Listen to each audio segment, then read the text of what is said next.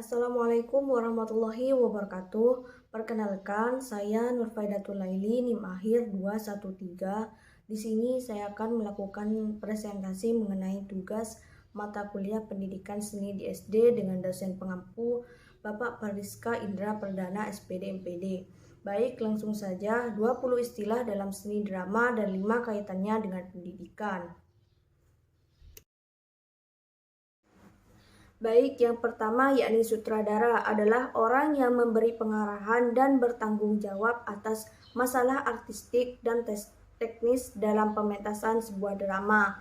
Yang kedua yakni produser adalah staf produksi yang pertama kali dalam struktur perencanaan pementasan sebuah drama. Yang ketiga yakni alur adalah rangkaian peristiwa dan konflik yang menggerakkan jalan cerita. Yang keempat yakni tokoh adalah pelaku yang mempunyai peran yang lebih dibandingkan pelaku-pelaku yang lain. Sifatnya bisa protagonis ataupun antagonis. Yang kelima yakni latar adalah keterangan mengenai ruang dan waktu.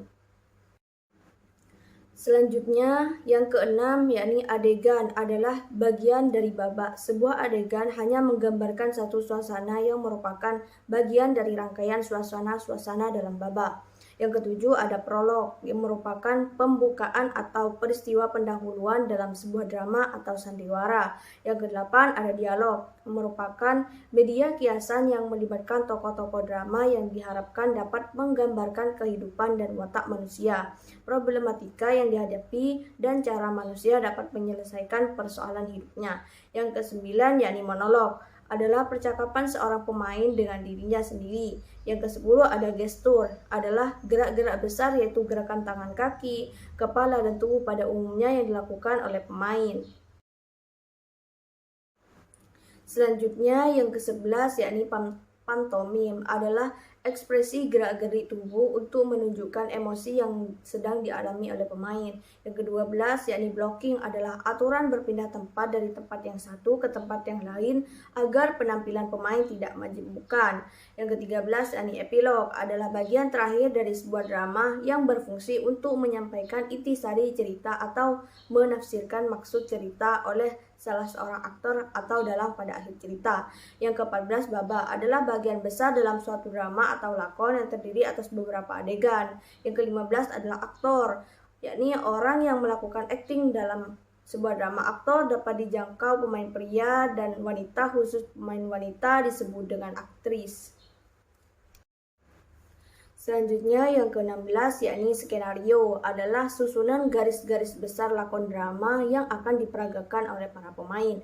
Yang ke-17 kostum adalah pakaian para pemain yang dikenakannya pada saat memerankan tokoh cerita di panggung. Yang ke-18 improvisasi adalah gerakan-gerakan atau ucapan-ucapan penyeimbang untuk lebih menghidupkan pemeranan. Yang ke-19 yakni mimi adalah ekspresi gerak-gerik wajah atau air muka untuk menunjukkan emosi yang sedang dialami pemain. Yang ke-20 yakni acting adalah gerakan-gerakan yang dilakukan pemain sebagai wujud penghayatan peran yang sedang dimainkannya. Kemudian 5 istilah seni dan kaitannya dengan pendidikan. Yang pertama yakni prolog, merupakan pembukaan atau peristiwa pendahuluan dalam sebuah drama atau sandiwara. Kaitannya dengan pendidikan yakni pada kegiatan pembelajaran biasanya diawali dengan kegiatan membuka pembelajaran seperti salam, berdoa sebelum belajar, dan sebagainya. Yang kedua yakni gestur adalah gerak-gerak besar yaitu gerakan tangan, kaki, kepala, dan tubuh pada umumnya yang dilakukan oleh pemain. Kaitannya dengan pendidikan yakni gerak tubuh biasanya dilakukan dalam pembelajaran PJOK mengenai kebugaran jasmani seperti senam atau atletik. Kaitannya juga dalam materi IPA.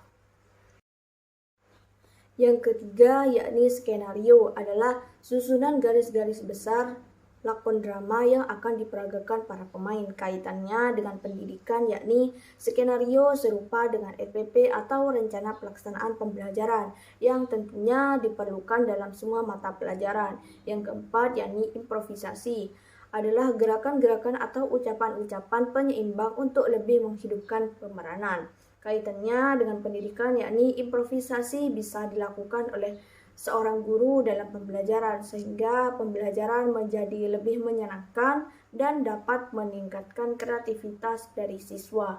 Kaitannya juga dengan seni tari.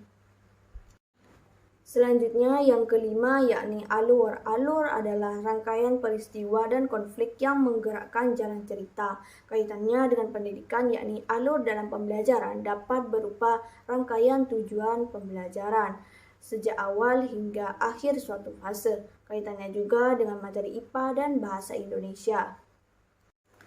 Baik, mungkin itu saja yang bisa saya sampaikan. Kurang dan lebihnya saya mohon maaf. Wassalamualaikum warahmatullahi wabarakatuh.